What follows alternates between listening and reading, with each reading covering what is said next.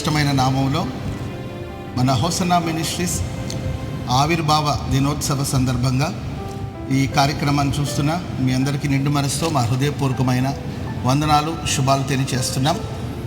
ఆశ్చర్యకరుడైన దేవుని కృపా కనికరం వల్ల దైవజనులు యేసన్న గారికి దేవుడిచ్చిన దర్శన ప్రకారం ప్రారంభించబడిన హోసన్నా మినిస్ట్రీస్ పరిచర్యను నేటి వరకు దేవుడు తన కృపలో భద్రపరిచి కాపాడి నడిపిస్తున్నారు. అందును బట్టి దేవునికి కృతజ్ఞతాస్తుతులు చెల్లిస్తున్నాం.